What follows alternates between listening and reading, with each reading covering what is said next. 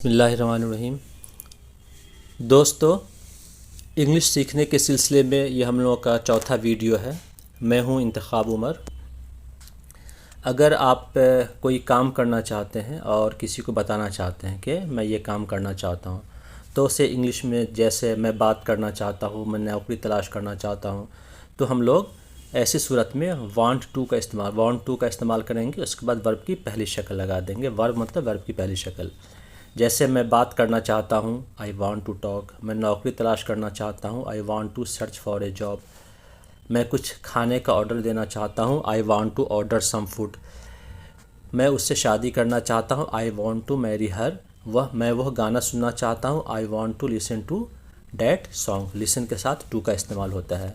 और अगर इसी चीज़ को आप कोई काम नहीं करना चाहते और किसी को बताना चाहते हैं, तो उसके बाद आपको डोंट वांट टू लगा देना होगा और वर्ब की पहली शक्ल। और अगर स्पोकन इंग्लिश में वांट टू को शॉर्ट में वान्ना भी बोलते हैं ना। जैसे मैं बात करना चाहता हूँ, तो आई वान्ना टॉक। मैं आई वांट टू टॉक, इसका मतलब ये होता है। उसके बाद दूसरा स्ट्रक्चर है, जैसे मुझे करना है। आप कुछ ऐसा इजहार करने के लिए इस तरह के जुमले का इस्तेमाल कर सकते हैं जिसे मुस्तक़बिल करीब में करने की ज़रूरत है। जैसे मुझे अपने पैसे का इंतज़ाम करना है, I have got to manage my money. मुझे क़ानून की पासदारी करनी होगी या पासदारी करनी है, I have got to obey the laws. तो यहाँ भी गॉट टू के बाद, हैव गॉट टू के बाद वर्ब की पहली शक्ल इस्तेमाल हो रही है। मैनेज, ओबे, मूव। मुझे एक बड़े घर में जाना है, I have got to move to a bigger house. मुझे अपने बॉस को मुतासिर करना है, I have got to impress my boss. मुझे अपने दांत ब्रश करने हैं या ब्रश करने होंगे, I have got to brush my teeth. तो ये दो स्ट्रक्चर हुआ। अब जो है, हमने पिछले वीडियो में तीसरे दिन का जो वीडियो लेक्चर था, उसमें मैंने फ़ेल के बारे में बताया था। इसमें फ़ेल वाहिद, जिस तरह से इसम वाहिद और जमा होता है, वैसे ही वर्ब भी फ़ेल वाहिद और फ़ेल जमा होता है। तो वर्ब की जो शक्ल हम लोग देखते हैं डिक्शनरी में, उसमें अगर हम एस लगा देते हैं या ईएस लगा देते हैं अगर, तो वो वर्ब वाहिद बन जाता है। जैसे राइट से बन गया राइट्स, लिखता है या लिखती है। प्लेज, खेलता है या खेलती है। रीड्स, पढ़ता है या पढ़ती है। और प्लूरल वर्ब जो है वो वर्ब की पहली शक्ल होती है। ये डिक्शनरी फॉर्म भी है, बेस फॉर्म भी है, रूट फॉर्म भी है, इसको कहते हैं फर्स्ट फॉर्म भी कहते हैं। तो डिक्शनरी में हम जब किसी वर्ब का तलाशते हैं तो हमें हमेशा वर्ब की पहली शक्ल मिलती है और वो हमेशा जमा होता है, उसमें एस नहीं होता है। जैसे प्ले, खेलना या खेलते हैं। रीड, पढ़ना या पढ़ते हैं। ठीक है, तो ये वर्ब की पहली शक्ल जो हो गई वो ये हो गया, जमा हो गई। अब यहाँ पर जुमलों की मदद से हम समझने की कोशिश करते हैं। The baby drinks milk. बच्चा दूध पीता है। तो इसमें जो है ड्रिंक्स जो है वाहिद फ़ेल है। द बेबीज़ ड्रिंक मिल्क, यहाँ पर ड्रिंक जो है जमा फ़ेल है। पिछले वीडियो में मैंने सब्जेक्ट वर्ब एग्रीमेंट बताया था। तो इसी एक सब्जेक्ट वर्ब एग्रीमेंट पे ही इंग्लिश के जुमलों की बुनियाद टिकी हुई है। मतलब अगर सब्जेक्ट वाहिद है तो वर्ब भी वाहिद होगा, और सब्जेक्ट जमा है तो वर्ब भी जमा होगा। यहाँ पे बेबी सब्जेक्ट है, वाहिद है, तो ड्रिंक्स भी क्या हो गया, वाहिद आया। चलिए आगे बढ़ते हैं। The girl sings a song. लड़की एक गाना गाती है। तो सिंग्स हो गया वाहिद फ़ेल। The girls sing a song. लड़कियाँ गाना गाती हैं। The painter paints the wall. Painter दीवार को पेंट करता है। The painters paint the wall. Painter दीवार को पेंट करते हैं। तो यहाँ पर हमने बताने की कोशिश की है, ड्रिंक्स, सिंग्स, पेंट्स ये वाहिद फ़ेल है, और ड्रिंक, सिंग, पेंट जो है ये जमा फ़ेल है। उसके अलावा जो हेल्पिंग वर्ब होते हैं वो भी वाहिद जमा कुछ होते हैं। जैसे इज़ एम वाहिद है, आर जमा है, वाज वाहिद है, वर जमा है, डू जमा है, उसमें एस लगा देने से डज बन जाता है, ये वाहिद हो जाता है। हैज़ वाहिद है, हैव जमा है, डिड और हैड ये वाहिद जमा दोनों तरह के सब्जेक्ट के साथ इस्तेमाल में आते हैं। अब उसके बाद वर्ब जानने के बाद हमें वर्ब की शक्लों का जानना बहुत ज़रूरी है। वर्ब की शक्लें क्यों जाननी ज़रूरी है? क्योंकि ये अलग अलग तरह का जो हम लोग काम करते हैं और उसको जुमले में इस्तेमाल करते हैं, वो अलग अलग ज़माने में होती है। कोई प्रेजेंट में, कोई पास्ट में, कोई फ्यूचर में, है ना। तो इसलिए हमें फ़ेल की शक्लों को जानना बहुत ज़रूरी होती है। तो ये इसको याद करने की कतई ज़रूरत नहीं है कि शक्लों का नाम क्या क्या है। सिर्फ समझाने के लिए मैंने ये बनाया है। जैसे पहले फॉर्म को प्रेजेंट कहते हैं और पांचवें फॉर्म को भी प्रेजेंट ही कहते हैं क्योंकि इसका इस्तेमाल प्रेजेंट टेंस में ही होता है, मौजूदा ज़माने में ही होता है। तो ये V1 है, प्लुरल होगा नेचुरली, जो मैंने पीछे बताया। और ये वाहिद जमा जो है वो V5 होता है।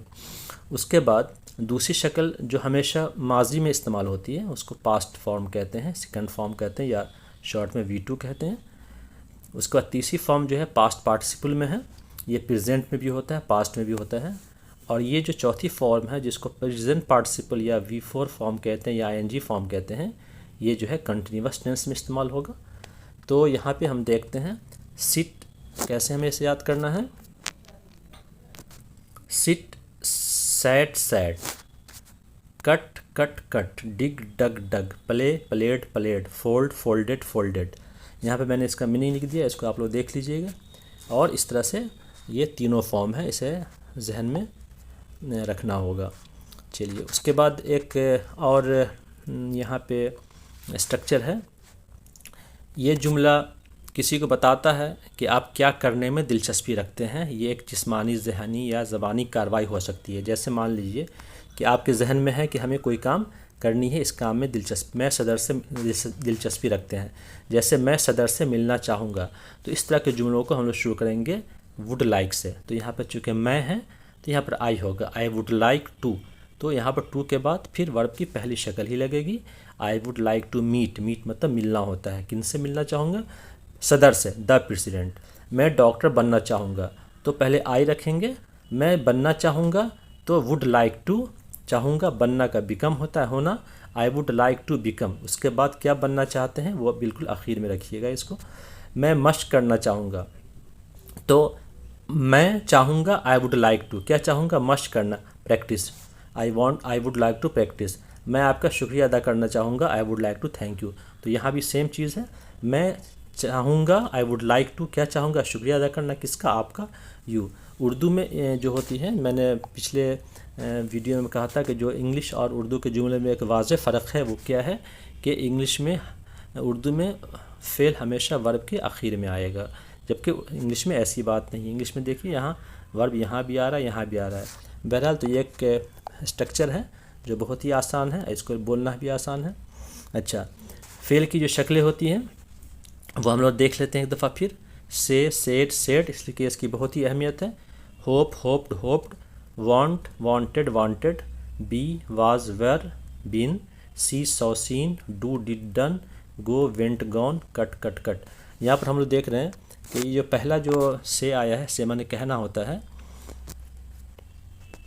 इसका जो है दूसरा फॉर्म तीसरा फॉर्म सेम है। इसी तरह से होप माने उम्मीद रखना, उम्मीद करना, होप्ड, होप्ड दूसरी तीसरी फॉर्म एक ही है। वांट माने चाहना, वांटेड, वांटेड, ये ईडी फॉर्म कहलाता है। इसमें सेकेंड और थर्ड में फॉर्म बनाने के लिए ईडी लगा देते हैं। इस तरह के वर्ब रेगुलर वर्ब कहलाते हैं। उसके बाद यहाँ बी, वर्ब टू बी के बारे में बहुत तफसील से बताया है, जो मैंने बताया था कुल 8 होते हैं।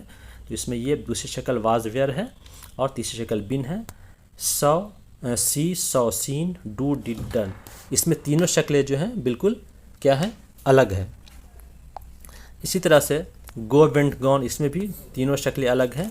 और एक होता है इसे कट, कट, कट, यहाँ तीनों शक्ल एक है। तो फेल की शक्लों में या तो कई तरह से होता है, या तो दूसरी तीसरी शक्ल एक होगी, या तीनों शक्लें अलग अलग होगी, या तीनों शक्ल एक तरह की होगी। ये आप लोगों को ये करना है, जहन में रखना है, इसे याद करना है। यहाँ पर एक बार आप फिर से वर्ब की 3 शक्लें देख रहे हैं, V1, V2, V3 मीनिंग के साथ है। V4 या V5 बताने की इसलिए ज़रूरत नहीं है कि चौथे फॉर्म को ING फॉर्म कहते हैं और पांचवें फॉर्म को SEIS फॉर्म कहते हैं, क्योंकि उसके चौथे फॉर्म के लास्ट में ING लगा देते हैं वर्ब की पहली शक्ल के लास्ट में, और वर्ब की पहली शक्ल के लास्ट में अगर SEIS लगा देंगे तो वो पांचवी शक्ल बन जाती है। थ्रो, थ्रो मतलब फेंकना, थ्रो, थ्रू, थ्रोन। थ्रो माने फेंकना, थ्रू माने फेंका, थ्रोन मतलब फेंका हुआ। तो इसकी मीनिंग याद रखने की ज़रूरत नहीं है क्योंकि ये ऑटोमेटिकली पास्ट टेंस में है। तो थ्रो माने फेंकना होता है, तो थ्रू माने फेंका ही होगा, और थ्रोन मतलब फेंका हुआ। याद करने के लिए कर सकते हैं, लेकिन अदरवाइज इसका मीनिंग जो है जुमले के हिसाब से चेंज हो जाएगा। Throw, threw, thrown, swim, swam, swum, take, took, taken, speak, spoke, spoken, lend, lent, lent, think, thought, thought, teach, taught, taught. ये सब जो है ये इसके मीनिंग है पहले फॉर्म का, और उसी से दूसरी शक्ल तीसरी शक्ल बनी है। तो ये सारे इरेगुलर वर्ब है, और इसके इरेगुलर वर्ब इसलिए कहते हैं कि इसके जो ईडी फॉर्म इसमें नहीं लगते, इसके तीनों की शक्लें अलग अलग होती है। यहाँ पे वर्ड पावर है, वोकेबलरी है, फेबुलस शानदार, इनक्रेडिबल नाकाबिल यकीन, अमेजिंग हैरत अंगेज़, चार्मिंग दिलकश, चीप सस्ता, क्रेज़ी दीवाना, यूनिक मुनफरिद, होप मतलब उम्मीद या उम्मीद करना, दोनों होता है। अब मान लीजिए कि आप कह रहे हैं कि आपने कोई फ़ैसला किया है या किसी नतीजे पर पहुँचे हैं, तो आप इसे इंग्लिश में कैसे बोलेंगे? जैसे मैंने कुछ करने का फ़ैसला किया है, तो इसे हम बोलेंगे I have decided to. Decided to जब टू होगा तो उसके बाद वर्ब की हमेशा पहली शक्ल ही आएगी, जो पीछे हम लोगों ने वर्ब पढ़ा है। जैसे मैंने नौकरी कबूल करने का फ़ैसला कर लिया है, तो मैंने फ़ैसला कर लिया है, ये हम पहले ही पढ़ेंगे, आई हैव डिसाइडेड टू। उसके बाद किस चीज़ का फ़ैसला कर लिया है? कबूल करने का, तो फिर एक्सेप्ट बोलेंगे, I have decided to accept the job. मैंने एक दुकान का इंतज़ाम करने का फ़ैसला किया है या कर लिया है, तो आई हैव डिसाइडेड टू इंतज़ाम करने का, मैनेज किया स्टोर। मैंने अपनी डिग्री मुकम्मल करने का फ़ैसला किया है, कर लिया है, आई हैव डिसाइडेड कि मैंने फ़ैसला किया है कि मैं अपनी डिग्री मुकम्मल करूँगा ना, तो I have decided to complete my degree. इसी तरह से मैंने एक क्रिकेट क्लब बनाने का फ़ैसला किया है, I have decided to form a cricket club. तो यहाँ पे जो रेड इंक से है वो सारे के सारे वर्ब है, वर्ब की पहली शक्ल है। जैसे जिम्मेदारियाँ सौंपना, तो सौंपना का होता है हैंड ओवर, मैंने अपनी जिम्मेदारियाँ सौंपने का फ़ैसला किया है, I have decided to hand over my responsibility. इस तरह से हम लोग इस तरह के बहुत सारे जुमले बोल सकते हैं। अगर मान लीजिए कि फ़ैसला नहीं किया है तो आई हैव नॉट हो जाएगा, उसके बाद आई की जगह पर ही, शी, इट, दे लगा करके जुमले बना सकते हैं। या अगर मान लिया किसी आदमी के बारे में कि अकरम ने नौकरी कबूल करने का फ़ैसला कर लिया है, तो Akram has decided to accept the job, वहाँ पर हैज़ हो जाएगा, क्योंकि वो सिंगुलर है तो सिंगुलर के साथ हैज़ लगता है। तो इस तरह से हम लोग इस पैटर्न से कई तरह के जुमले बासानी बोल सकते हैं, तो इसकी प्रैक्टिस कीजिए बोलने की। अब एक और पैटर्न है कि अगर हमें हुक्मिया जुमला बोलना है तो हम जुमले के शुरू में वर्ब की पहली शक्ल लाएंगे, उसके बाद फिर दूसरे अल्फाज लाएंगे, ऑब्जेक्ट लाएंगे, मफ़ूल लाएंगे। जैसे ज़रा इंतज़ार करो, तो इंतज़ार करने का वेट होता है, तो वेट से शुरू करेंगे, वेट अ बिट। ज़रा मतलब अ बिट मतलब थोड़ा। डॉक्टर के पास जाओ, तो जाओ को पहले लाएंगे, गो टू द डॉक्टर। ध्यान करो, लुक आउट, देखो मतलब मेरी तरफ देखो, look at me, look at मतलब की तरफ देखना। जैसे लुक एट द स्काई, आसमान की तरफ देखना, तो लुक के साथ जब एट लगता है तो वो किसी चीज़ की तरफ ध्यान से देखने को लुक एट कहते हैं। ध्यान से नहीं भी देख रहे हैं तो लुक एट, देखिए मेरी तरफ, लुक एट मी, क्योंकि जब लुक के साथ इन, अप, आउट लगा देने से मीनिंग बिल्कुल चेंज हो जाएगा। अपनी सेहत का ख्याल रखो, टेक केयर मतलब ख्याल, टेक केयर ऑफ, ख्याल रखना, ख्याल करना किसका? अपनी सेहत का, योर हेल्थ। क्योंकि हम यू सामने वाले को यू का इस्तेमाल करें, इसलिए क्या लगेगा? योर लगेगा। मेरी बात सुनो, लिसन टू मी, आराम से बैठो, गेट ईजी, उसे बाहर का रास्ता दिखाओ, शो हिम आउट, मेरे पास आओ, कम टू मी। तो हमने देखा कि हुक्मिया जुमले हम लोग वर्ब की पहले शक्ल से स्टार्ट करते हैं, और अगर आपको इंग्लिश हमने शुरू ही की है तो आप सिंपली वेट, इंतज़ार करो, कम, आओ, कम और इशारा कर देना, या कम यहाँ, ऐसे ही बोल सकते हैं, है ना। तो ताकि एक तरह से पैटर्न बनेगा, और जैसे जैसे आप वर्ड पावर बढ़ता जाएगा वैसे वैसे आप इंग्लिश बोलने के ज़्यादा आदी होते चले जाएंगे। और अगर हुक्मिया जुमले का मनफी बनाना है, निगेटिव बनाना है, तो कुछ नहीं करना, सिंपली डोंट से शुरू कर देना है। वर्ब जैसे बाहर जाओ, तो ये गो आउट हो जाएगा, बाहर मत जाओ तो गो से पहले डोंट लगा देंगे, हाँ, या डू नॉट गो आउट। मेरी नकल मत उतारो, तो नकल उतारना का मिमिक होता है, तो डोंट मिमिक मी। मेरी खुशामद मत करो, खुशामद करने का फ्लेटर होता है, वर्ब है, डोंट फ्लेटर मी। उर्दू मत बोलो, बोलना का स्पीक होता है, तो डोंट स्पीक उर्दू। मेरे पीछे मत आओ, पीछे आना, फॉलो, पीछा करना, फॉलो, या किसी की पैरवी करने के लिए फॉलो का इस्तेमाल करते हैं, डोंट फॉलो मी, मेरे पीछे मत आओ। अब यहाँ पर आप खुद कोशिश कीजिए, है ना, इसको बनाने की। जैसे किसी का मजाक मत उतारो, है ना। तो अपनी पहले मैं इसको पहले उर्दू पढ़ देता हूँ, फिर इसकी इंग्लिश। जब तक आप लोग कोशिश करें, अपनी आंखें बंद करो और सो जाओ, मुझ पर शक मत करो, पैसे वापस कर दो, हमेशा सच बोलो, उस लड़की से मत लड़ो, इनकार मत करो, सिगरेट मत पियो, मुझे भूल मत जाना, अपनी सेहत का ख्याल रखना, मुझसे बात मत करो, मुझे बाद में मिलना, कुछ पैसे निकालो, है ना। तो जैसे किसी का मजाक मत उतारो, तो मजाक उड़ाने का होता है मेक फ़न ऑफ, तो इसको हम करेंगे don't make fun of any one, है ना। क्या करेंगे? Don't make fun of any one. अपनी आंखें बंद करो और सो जाओ, तो अपनी आंखें बंद करो मतलब close your eyes and sleep, सो जाओ, मुझ पर शक मत करो। तो डोंट डाउट ऑन मी, पैसे वापस कर दो, रिटर्न द मनी, हमेशा सच बोलो, स्पीक ट्रूथ ऑलवेज, नहीं बोल के ऑलवेज स्पीक ट्रूथ बोलेंगे। उस लड़की से मत लड़ो, डोंट फाइट डैट गर्ल, इनकार मत करो, डोंट डिनाई इट, सिगरेट मत पियो, डोंट स्मोक, है ना, सिगरेट पीना का स्मोक माने सिगरेट पीना होता है। मुझे भूल मत जाना, डोंट फॉरगेट मी, अपने सेहत का ख्याल रखना, take care of your health, तशरीफ़ रखिए का मतलब होता है, या अपना घर ही से समझिए, make your self at home, है ना, इसको बोलते हैं make your self at home, तशरीफ़ रखिए या अपना घर समझिए। मुझसे बात मत करो, डोंट टॉक विथ मी, कुछ पैसे निकालो, विड्रॉ सम मनी, मुझे बाद में मिलना, सी मी लेटर, LATER लेटर होता है, मुझसे बाद में मिलना। तो इस तरह से आप बहुत सारे जुमले मनफी और मस्बत दोनों हुक्मिया बोल सकते हैं। कुछ और मज़ीद अफ़ाल जो तीनों शक्लों के साथ है, यहाँ देख लीजिए, इसका मीनिंग यहाँ लिखा हुआ है, तो मैं सिर्फ एक बार पढ़ता जाता हूँ ताकि इसका प्रोनाउंसिएशन आप लोग को समझ में आए। Think thought thought, throw threw thrown, wake woke woken, connect connected connected, deal dealt dealt, dream dreamt dreamt, eat ate eaten, feed fed fed. और यहाँ कुछ और अल्फाज हैं, kneel knelt knelt, arise arose arisen, be का was were होता है जो पहले भी मैं लिख चुका हूँ इसे, been beat beat beat beaten, become became become, bend bent bent, और कम केम कम होता है। और यहाँ फिर है begin began begun, bind bound bound, bite bit bitten, bleed bled bled, blow blew blown, break broke broken. अब यहाँ पे जो है मैंने पिछली वीडियो में बताया था कि मैं आप लोगों को फ्रेज़ और क्लॉज के बारे में कुछ बताऊंगा, तो बहुत ही मुख्तसर में बता रहा हूँ इसे, इसलिए कि हमारा मकसद है कि आप लोग ग्रामर के उलझन में बिल्कुल नहीं उलझें। फ्रेज़ को जानना लेकिन ज़रूरी है। देखिए होता क्या है कि हम लोग कुछ भी पढ़ते हैं तो वो लफ्ज़ और सेंटेंस यही पढ़ेंगे ना, तो जब हम सेंटेंस पढ़ते हैं तो उसमें कुछ वर्ड्स का ऐसा ग्रुप होता है कि उस ग्रुप का हमें एक साथ बोलना पड़ता है। जैसे देखिए मशरिक़ में, है ना, हम में मशरिक़ नहीं बोल सकते, मेरे बाग में, बाग में, मेरे में बाग नहीं बोलते हैं। तो ये लफ्ज़ों का ग्रुप होता है। इंग्लिश में जो होता है इसको भी एक पैटर्न से इन द ईस्ट ही बोल सकते हैं, the in east, east in the नहीं बोलेंगे।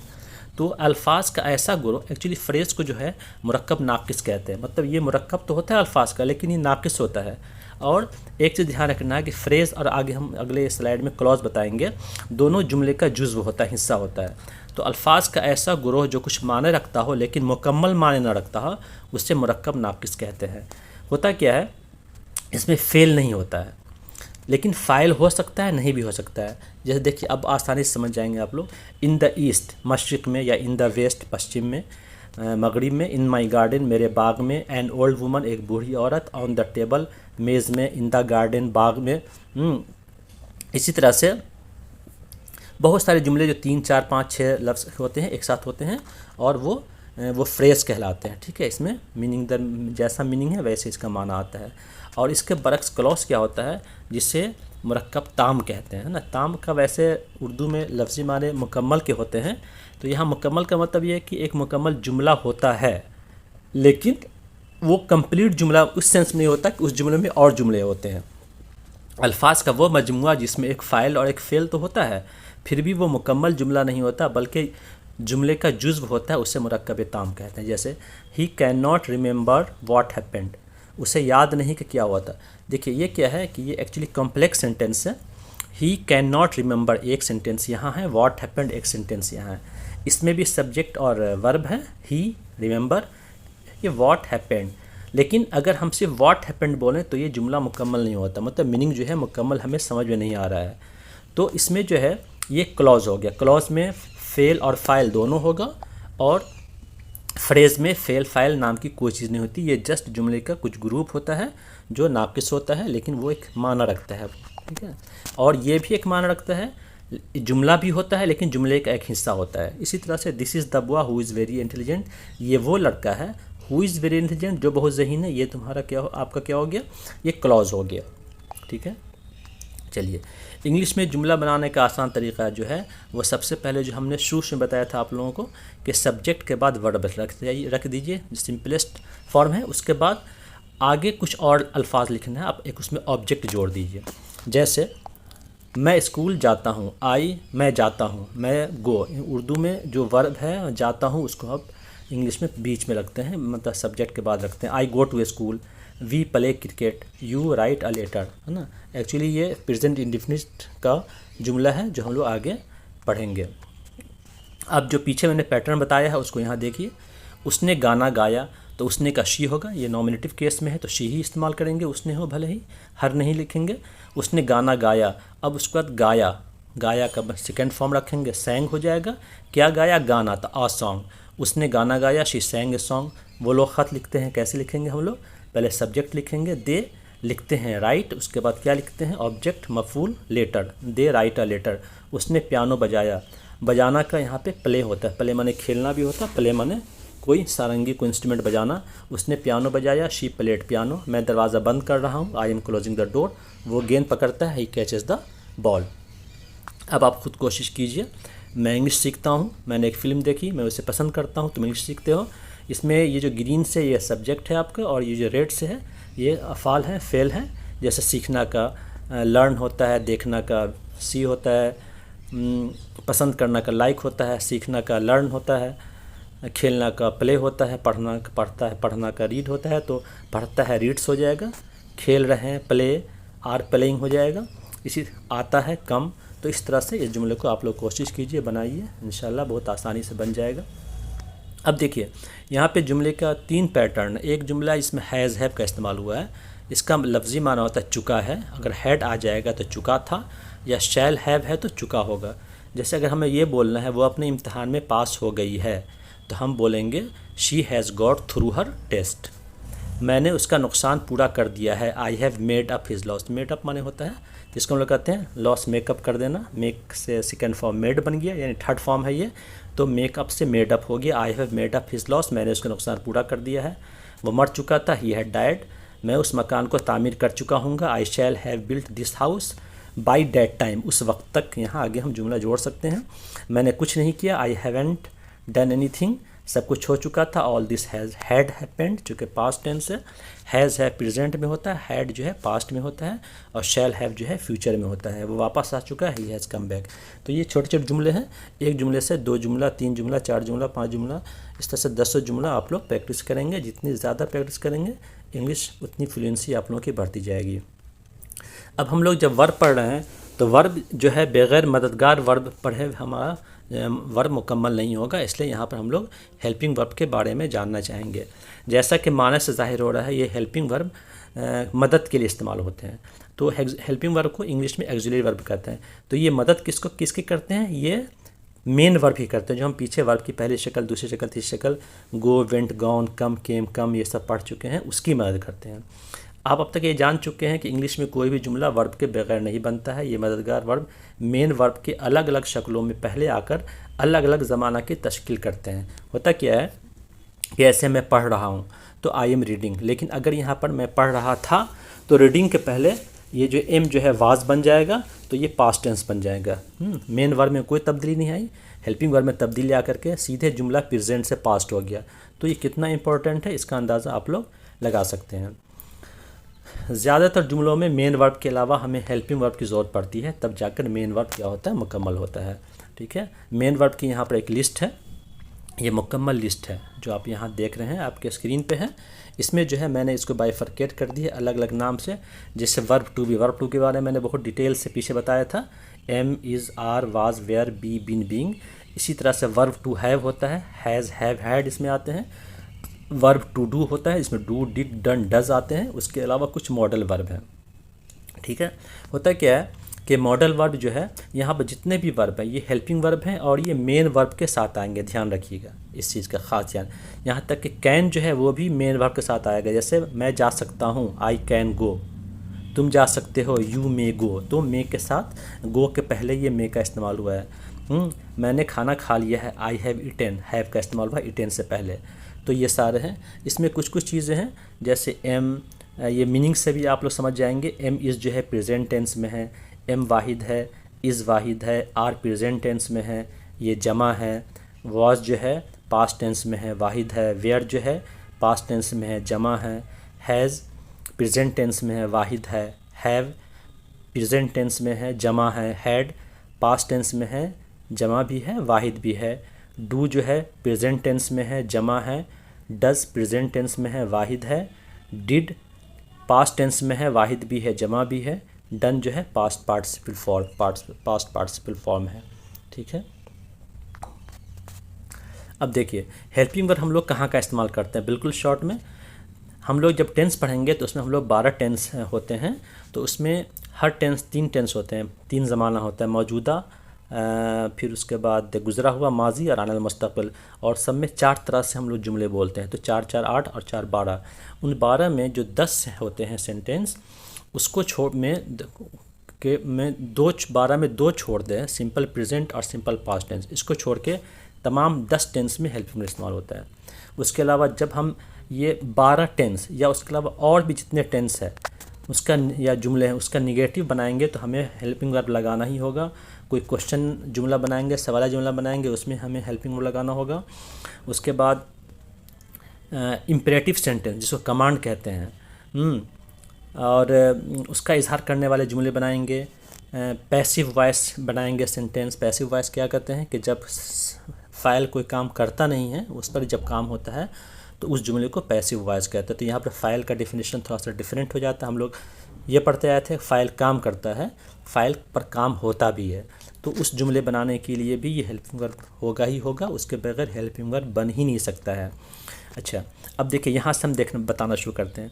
मैंने पीछे जुमले में आप लोगों को सवालिया जुमला बनाना सिखाया था हेल्पिंग वर्ब की मदद से, और अब जो है मुस्बत जुमलों से मनफी जुमला बनाएंगे, वो भी हेल्पिंग वर्ब की मदद से। ठीक है, यहाँ पर देखिए पॉजिटिव सेंटेंस टू नेगेटिव, ये हर तरह के सेंटेंस पे लागू होता है, चाहे वो स्टेटमेंट हो, इंट्रोगेटिव हो, या फिर कमांड हो, है ना। अंग्रेज़ी में मुस्बत जुमलों को मनफी जुमलों में तब्दील करने का सबसे आम तरीका ये है कि उस जुमले में इस्तेमाल जो भी मददगार फेल हो रहा है उसके बाद नॉट लगा देते हैं। ठीक है, जैसे आई एम प्लेइंग, तो इसमें मददगार फेल जो है एम है, तो एम के बाद नॉट लगा देना है। और यहाँ जो मैंने लिखा है, अगर किसी जुमले में मददगार फेल बतौर मुकम्मल फेल, जिसको मुकम्मल फेल को इंग्लिश में फुल वर्ब कहते हैं, तो मददगार फेल बतौर मुकम्मल फेल कब होता है, जैसे देयर वाज ए हट, एक झोपड़ी थी, तो यहाँ पे ये काम नहीं हो रहा है, झोपड़ी के बारे में हम बता रहे हैं, तो यहाँ पर वाज जो है हेल्पिंग वर्ब नहीं है क्योंकि इसके बाद मेन वर्ब नहीं आ रहा है, तो यहाँ पर इस तरह के हेल्पिंग वर्ब को फुल वर्ब कहते हैं। तो फुल वर्ब आ रहा है तो भी नॉट ही लगाना है। ठीक है, इसको आप लोग इंशाल्लाह समझ गए होंगे। हम लोग मुस्बत जुमलों को मुनफी जुमलों में तब्दील करने के बारे में आगे टेंस में पढ़ेंगे, क्योंकि टेंस हम जैसे जैसे बताएंगे वैसे वैसे सबका निगेटिव, सबका क्वेश्चन भी इंशाल्लाह बताने की कोशिश करेंगे ताकि आप लोगों को मज़ीद आसानी हो। तो इसमें सिर्फ एक मेन बात यह है कि 12 टेंस जो होते हैं उसमें 10 टेंस में हेल्पिंग वर्ब होते हैं, तो उसमें तो हेल्पिंग वर्ब पता है नॉट लगाना है। इधर 2 टेंस बचते हैं, उसमें अपनी तरफ से helping verb do not, does not और डिड नॉट लगाते हैं। ठीक है, निगेटिव बनाने के लिए।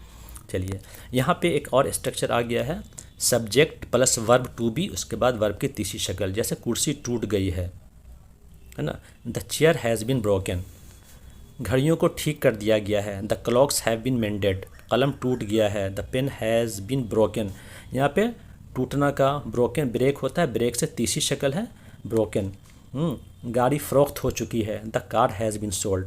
अब अगर निचला पैटर्न देखते हैं, कुर्सी टूट गई है, यहाँ भी देखिए कुर्सी टूट गई है, यहाँ भी देखिए कुर्सी टूट गई है, द चेयर इज़ ब्रोकन। मतलब ये हो गया कि कुर्सी टूट गई है। इस तरह के जुमले को बोलने के लिए कुर्सी आ गया जुमले के शुरू में, द चेयर टूट गई है को हम लोगों ने हैज़ बीन ब्रोकन या इज़ ब्रोकन दोनों तरह से इस्तेमाल किया है। ऐसा क्यों? ये 1 2 3 4 सेंटेंस, ये भी 4 सेंटेंस सेम है। इसमें हैज़ बीन या हैव बीन होगा, प्लुरल है तो हैव बीन, सिंगुलर है तो हैज़ बीन। यहाँ पे इज़ आर का इस्तेमाल किया है हमने। ठीक है, क्यों किया या वाज वेयर का वजह उसकी क्या है, बुनियादी वजह क्या है, इसकी 2 बातें लोग बताते हैं।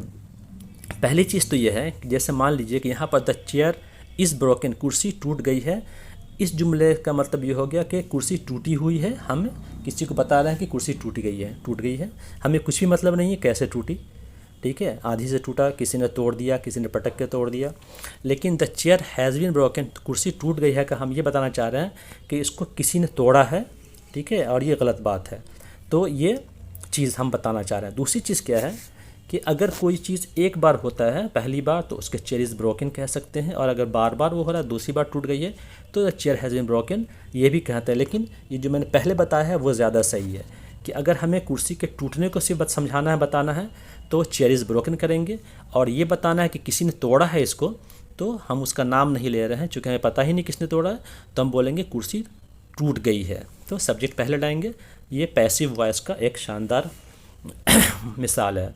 इस तरह से घड़ियों को ठीक किया जाता है, द क्लॉक्स आर मेंटेड। तो यहाँ पर हमें सिर्फ बताना है घड़ियों को ठीक किया जाता है। यहाँ पर हमें ये बताना है कि किसी ने किया है, ख़ास आदमी ने, मिस्त्री के कहीं मैं इसको लेकर गया था। द क्लॉक्स हैव बीन मेंटेड, कलम टूट गया है। यहाँ ये बताना चाहते हैं किसी बच्चे ने तोड़ा है, इसी तरह से किसी का पाँव पड़ गया है, ये उस एक्शन को हम बताना चाह रहे हैं। यहाँ पर सिर्फ कलम के टूटने को हम बताना चाह रहे हैं। तो ये इस तरह से जुमला बनाइए, बोलिए, बहुत ही अच्छा है। अब हम लोग नाउन और प्रोनाउन को बहुत तफसील से हम लोग सीख चुके हैं। अब हम लोग सिफ़त पे आते हैं। सिफ़त क्या होता है? सिफ़त एक ऐसा लफ्ज़ है जो हमें इस्म या ज़मीर के बारे में मज़ीद बताता है। देखिए, जब भी मैं कहीं कहीं पर सिर्फ इस्म बोलूँ तो वहाँ पे ज़मीर अपने आप उसको आप लोग मान के चलेंगे, क्योंकि ज़मीर मैंने हर जगह नहीं लिखा है। जैसे एक सब्ज़ गाड़ी, अ ग्रीन कार, एक दिलचस्प कहानी, एन इंटरेस्टिंग स्टोरी। तो ये सिफ़त जो है यहाँ पे ग्रीन, इंटरेस्टिंग, ये इस्म के पहले आया है, कार से पहले, स्टोरी के पहले, जिस ठीक उर्दू की तरह। तो एक सिफ़त अक्सर इस्म से पहले आता है, और बाज़ औक़ात एक सिफ़त फ़ेल के बाद आता है, मतलब इस्म के पहले नहीं आता है। जैसे मेरी गाड़ी सब्ज़ है, माई कार इज़ ग्रीन, यहाँ पर वर्ब के बाद आया है। उसकी कहानी दिलचस्प लग रही थी, हिज स्टोरी सीम्ड इंटरेस्टिंग। तो यहाँ पे ग्रीन जो है एडजेक्टिव है, ग्रीन एडजेक्टिव है, लेकिन दोनों का लिखने आने का तरीक़ा अलग अलग है। नाउन से पहले आया है, इसमें वर्ब के बाद आया है, लेकिन ज़्यादातर आपको इस तरह के इस्तेमालात देखने को मिलेंगे। ठीक है, तो एडजेक्टिव क्या हो गया? ये ऐसा लफ्ज़ है जो हमें इस्म के बारे में, यानी ज़मीर के बारे में कुछ बताता है। हम इसका पूरा का पूरा जो ये है, ये इर्द गिर्द किसके रहता है? ये सिफ़त जो है इस्म या ज़मीर के, इसको फ़ेल से कोई मतलब नहीं है। ये इसका स्ट्रक्चर जनरली वही होता है, इस्म के ठीक पहले आता है, नाउन से पहले, जैसे उर्दू में इस्म के ठीक पहले आता है। ठीक है, ब्लैक पेन, काला कलम, दोनों में एक तरह से ब्लैक पहले, काला पहले। टॉल बॉय, लंबा लड़का, टॉल पहले, लंबा पहले। अ लॉट ऑफ बुक्स, बहुत सारी किताबें। ए लॉट ऑफ पूरा का पूरा एडजेक्टिव है, बहुत सारी एडजेक्टिव। योर पेन, है ना, इंटेलिजेंट गर्ल, ज़हीन लड़के, इंटेलिजेंट क्या है? एडजेक्टिव है। ठीक है, तो ये एडजेक्टिव आप लोगों को समझ में आ गया होगा। अब जो है मुख्तसर में ये कहेंगे एडजेक्टिव से क्या क्या चीज़ बता सकता है। तो एडजेक्टिव जो है ये बता सकता है कोई इस्म कैसा है, उसकी क्वालिटी कैसी है। जैसे कैसा घर, तो ब्यूटीफुल घर, तो ब्यूटीफुल एडजेक्टिव हो गया। कैसा लड़का, अच्छा लड़का, नाइस बॉय, नाइस एडजेक्टिव हो गया। कैसा आदमी, बेघर आदमी, तो होमलेस एडजेक्टिव हो गया। इस्म से पहले कैसा क्वेश्चन करेंगे, हमें जो जवाब मिलेगा वही एडजेक्टिव होगा। यहाँ इस्म का मतलब इस्म और ज़मीर दोनों। सिफ़त किसी इस्म की मकदार बता सकता है, मतलब कितना इस्म। कुछ किताबें, कितनी किताबें? सम बुक्स, तो सम एडजेक्टिव हो गया। हाफ ब्रेड, आधी रोटी, कितनी रोटी? हाफ, तो हाफ एडजेक्टिव हो गया। मोस्ट पीपल, बहुत अधिकतर आदमी। ज़्यादातर पीपल, कितने पीपल? ज़्यादातर, मोस्ट, मोस्ट एडजेक्टिव हो गया। सफिशिएंट अमाउंट, काफ़ी रकम, मुनासिब रकम, तो सफिशिएंट एडजेक्टिव हो गया। इनफ स्पेस, काफ़ी जगह, स्पेस एडजेक्टिव हो गया। होल नंबर, पूरा नंबर, जिसको हम लोग पूर्ण संख्या कहते हैं इंग्लिश हिंदी में, और तो ये होल नंबर हो गया, है ना। इसी तरह से सिफ़त किसी इस्म की तादाद बता सकता है, जैसे 1 pen, 2 run, 3 wickets, first position, second topper, third number. तो ये रेड इंक कलर से है जो ये सारे के सारे इस्म हैं। इसी तरह से दिस, डैट, दीज, दोज, ये सब प्रोनाउन हैं, लेकिन जब ये नाउन के पहले आएंगे तो ये इस्म सिफ़त बन जाते हैं। ठीक है, क्योंकि ये इसको डिटर्मिनर भी एक्चुअली कहते हैं, ये नाउन को डिटरमाइन करते हैं। यहाँ पर सिफ़त है ये।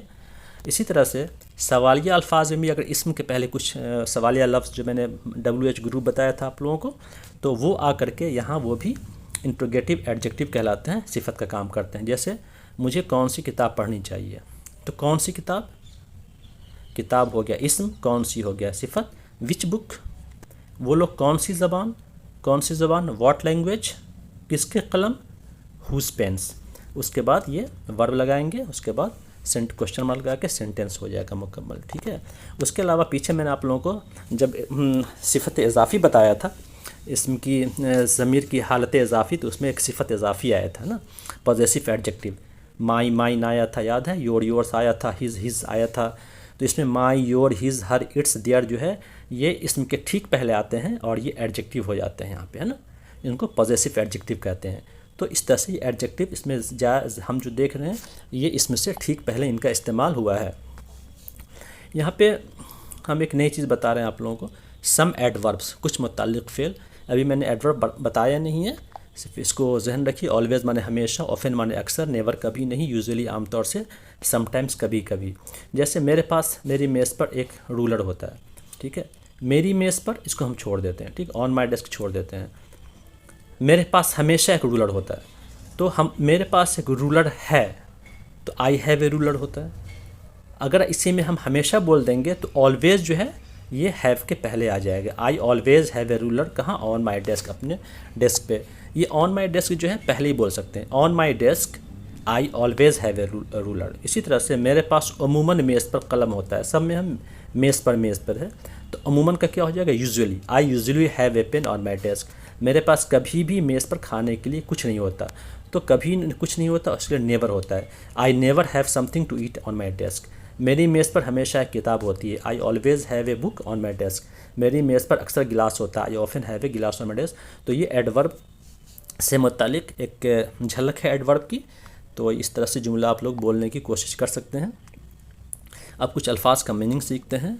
ब्यूटीफुल, खूबसूरत, हार्ड, मुश्किल, वीक, हफ्ता, टुडे, आज, यस्टरडे, कल, वियर्ड, अजीब, नॉस्टैल्जिक, माजी में खोया हुआ, हम्बल, आजिज़, अगली, बदसूरत, डिलीशियस, मज़ेदार, एयर, साल, टुमारो, कल, आवर, घंटा, क्यूरियस, मुतजस्सिस, गॉर्जियस, खूबसूरत, रूड, बदतमीज़। अच्छा, जब हम एडजेक्टिव पढ़ते हैं, एडजेक्टिव का काम क्या है कि वो इसम के बारे में या ज़मीर के बारे में मज़ीद कुछ बातें बताता है। तो यहाँ पे कभी कभी ऐसा होता है कि हमें कंपैरिजन करना पड़ता है दो आदमी के बीच या दो से ज़्यादा आदमी के बीच। जैसे मान लें किसी आदमी की हमें सिफत बतानी है, लंबाई को मान लेते हैं, तो अब सिफत है वो लंबा लड़का है, लेकिन हम दो के बीच अगर हम तो मुआवजना करेंगे वो अहमद अकरम से ज़्यादा लंबा है। तो इस तरह के जुमले को जब किसी एडजेक्टिव का हम किसी दूसरे एडजेक्टिव से मुआवजना करते हैं, उसी एडजेक्टिव से, तो उसके लिए हम लोग इंग्लिश में एक टर्म आता है ग्रामर में जिसको हम लोग कहते हैं कंपैरिजन ऑफ एडजेक्टिव या एडजेक्टिव का डिग्रीज ऑफ कंपैरिजन। कंपैरिजन का मतलब क्या होता है, मुआवजना, और डिग्री का मतलब क्या होता है कि कितने इसम या ज़मीर के दरमियान है। अकेले हैं तब तो कोई मुआवजना ही नहीं है, दो के दरमियान है या दो से ज़्यादा के दरमियान। तो जब कोई मुआवजना नहीं होता तो हम लोग सिंपली टॉल एडजेक्टिव यूज़ करते हैं। जैसे अकरम इज़ टॉल, अकरम लंबा है। लेकिन अगर दो के बीच मुआवजना होगा तो टॉल से बन जाएगा टॉलर, और दो से ज़्यादा के दरमियान है तो उससे हम लोग टॉलेस्ट मतलब EST लगा देंगे, इसमें ER लगा देंगे। बहुत ही आसान है। अब देखिए, जैसे एक क्लासरूम है, उसमें एक बच्चे की लंबाई हमको बताना है अकरम के बारे में, है ना। तो अगर सिर्फ अकरम के बारे में बोलेंगे, अकरम एक लंबा लड़का है, तो हम लोग बोल सकते हैं अकरम इज़ ए टॉल बॉय। लेकिन अगर अकरम का मुकाबला अहमद से करेंगे, अहमद की लंबाई अकरम से कम है, तो हम सिर्फ टॉल नहीं बोलेंगे, चूँकि हम मुआवजना कर रहे हैं, दैन लगाना पड़ता है इस तरह के जुमलों में। अकरम इज़ टॉलर दैन अहमद, तो टॉल से बन गया टॉलर, और टॉलर के बाद लग गया दैन। अब मान लीजिए कि उस पूरे क्लास में अकरम सबसे लंबा लड़का है, तो हम लोग फिर यहाँ पर टॉलर नहीं बोल के द टॉलेस्ट बोलेंगे। Akram is the tallest boy in the class, Akram दर्जे में सबसे लंबा लड़का है। तो जो पहला डिग्री है इसको पॉजिटिव कहते हैं, ये कंपैरेटिव कहते हैं, ये सुपरलेटिव कहते हैं इसको, ठीक है। इसे याद करने की ज़रूरत नहीं है। यहाँ देखिए, पॉजिटिव, कंपैरेटिव, सुपरलेटिव। जैसे चीप माने सस्ता, अगर एक सब्ज़ी दूसरे सब्ज़ी के बनिस्बत ज़्यादा सस्ती है तो वहाँ पर चीपर, दिस सब्ज़ी इज़ चीपर दैन डैट सब्ज़ी। और अगर एक सब्ज़ी सारे सब्जियों सब सस्ती, दिस सब्ज़ी इज़ चीपेस्ट, दिस सब्ज़ी is the cheapest in this market, इस मार्केट में ये सब्ज़ी सबसे सस्ती है, तो यहाँ पे चीपेस्ट लगा देंगे। Clean, cleaner, cleanest, cold, colder, coldest, cool, cooler, coolest, dark, darker, darkest. इसी तरह से लेज़ी माने सुस्त होता है, लेज़ी, लेजियर, लेजिएस्ट। इसमें क्या है कि वाई होने की वजह से वाई को आई में तब्दील करने पर ER लगाएंगे, लेकिन बहरहाल कंपैरेटिव डिग्री में ER लगाते हैं और सुपरलेटिव डिग्री में EST का इस्तेमाल करते हैं। हैप्पी, हैप्पियर, हैप्पीएस्ट, हैवी माने भारी, heavier, heaviest, pretty, prettier, prettiest, easy, easier, easiest, wealthy, wealthier, wealthiest. यहाँ पे देखिए, मैंने ये बताने की कोशिश की है कि अगर एक सिलेबल का कोई होता, सिलेबल बताया था मैंने, उसको कोई टुकड़े में नहीं तोड़ सकते हैं, बहुत पहले ही वीडियो बताया था। तो उसमें ER लगा देंगे कंपैरेटिव बनाने के लिए, EST लगा देंगे सुपरलेटिव बनाने के लिए। जैसे big, bigger, biggest, hot, hotter, hottest, dim, dimmer, dimmest. इसमें T डबल हो गया है, ये सब ध्यान रखना है। थिन में यहाँ N डबल हो गया है, फैट में T डबल हो गया है, फैटेस्ट। इसका रूल ये है कि चूँकि एक सिलेबल का होता है, तो जब इसको हम फैटर बोलते हैं तो T पे जोर पड़ता है, तो डबल टी लगाते हैं, लेकिन ध्यान रहे फैटर नहीं बोलना, ट ही बोलेंगे, फैट से फैटर ही होगा, थिन से थिनर ही होगा, थिनर नहीं होगा। और अगर कोई एडजेक्टिव 2 या 2 से ज़्यादा सिलेबल का है, जैसे यहाँ पर 3 सिलेबल है, ब्यूटीफुल, चेयरफुल, सेंसलेस, बोरिंग, तो इसमें क्या होता है ब्यूटीफुलर, चेयरफुलर, सेंसलेसलर, सेंसलेसर वगैरह इस्तेमाल नहीं करके उसके पहले मोर, 2 के बीच कंपेरिजन होगा जब किसी 2 बीच की खूबसूरती का, तो she is more beautiful than that her, है ना, तो मोर होगा। And she is the most beautiful in the class, तो मोस्ट हो जाएगा। Cheerful, more cheerful, most cheerful, senseless, more senseless, most senseless, boring, more boring, most boring. अब बिल्कुल ये लास्ट है साबका और लाहिका, जिसको हम लोग प्रीफिक्स और सफिक्स कहते हैं। आप लोग उर्दू ज़बान के साबका और लाहिका से वाकिफ़ होंगे। साबिक माने क्या होता है पहले, और लाहिक मतलब होता है बाद में, जैसे उसको एक बीमारी लाहक हो गई है, मतलब उसके पीछे लग गई है। तो किसी भी लफ्ज़ के शुरू में कोई दूसरा लफ्ज़ जोड़ा जाए उसे साबका कहते हैं। जैसे कार के पहले अगर हम बे जोड़ देते हैं तो क्या हो जाता है, बेकार हो जाता है, तो बे जो है साबका हो गया, ठीक है। उसी साबका को इंग्लिश में प्रीफिक्स कहते हैं। प्री माने होता है पहला, जैसे पायलट में अगर को जोड़ देंगे तो को पायलट हो जाएगा, तो को हो गया प्रीफिक्स। मोबाइल में ऑटो जोड़ देंगे तो ऑटोमोबाइल हो जाएगा, तो ऑटो हो गया प्रीफिक्स। क्लाइमेक्स में एंटी जोड़ देंगे पहले तो एंटी क्लाइमेक्स, एंटी हो गया प्रीफिक्स हो गया। इसी तरह से जो लाहिक होता है सफिक्स होता है, जैसे ज़रूरत के आखिरी में अगर हम मंद लगा देते हैं तो ज़रूरतमंद हो गया, तो यहाँ पर मंद हो गया आपको लाहिका। और इंग्लिश में ड्राइव में ई आर लगा देंगे तो ई आर हो जाएगा लाहिका। ड्राइव सफिक्स जिसे कहते हैं, ड्राइवर, ड्राइव से ड्राइवर, स्लो से स्लोअर, फ्रेंड से फ्रेंडशिप, इसमें शिप लाहिका है यानी सफिक्स है, ई आर सफिक्स है, ई आर सफिक्स है। और यहाँ पे उर्दू ज़बान में साबिक़ लाहिक़ नहीं, इंग्लिश ज़बान में, सॉरी इसे इंग्लिश होना चाहिए, यहाँ पे ये उर्दू लिखा गया मुझसे, टाइपिंग मिस्टेक है। इंग्लिश ज़बान में देखिए जैसे प्रीफिक्स जो होते हैं, ये साबका क़ लाहिक़ा, ये होता क्या है, उर्दू का जो रूल है, जैसे बाग से बागीचा, तो बाग छोटा जो बाग होगा उसको बागीचा बोल देंगे, तो ये छोटे छोटे वर्ड होते हैं, जिसको कह लगा दिया लास्ट में, साबिक़ से साबिक़ा, लाहिक़ से लाहिक़ा। जैसे अन का माने होता है नॉट, तो जैसे फ्रेंडली के पहले अन लगा देंगे, इसका मतलब होगा कि वो फ्रेंडली नहीं है, नॉट फ्रेंडली। अंडर माने अंडर ही होता है, अंडरस्टैंड, समझना। ट्राई माने 3 होता है, जैसे एंगल के पहले ट्राई लगा देंगे तो ट्रायंगल हो गया। ठीक इसी तरह से जैसे इज़्म है, यकीन, जैसे हिंदू से हिंदुइज़्म बन गया, तो ये प्रीफिक्स हो गया, ये सफिक्स हो गया। तो ये आपके वर्ड पावर को बढ़ाने में बहुत ही मददगार साबित होगा, ये जस्ट इसे समझना है। तो इस तरह से हमारा ये चौथा लेक्चर अल्हम्दुलिल्लाह ख़त्म होता है, और बहुत जल्द मैं 5वें लेक्चर के साथ आऊँगा, और उम्मीद है कि आप लोगों के लिए अगला जो सीरीज़ का जो अगला जो वीडियो होगा वो और भी ज़्यादा फ़ायदेमंद होगा इंशाअल्लाह ताला।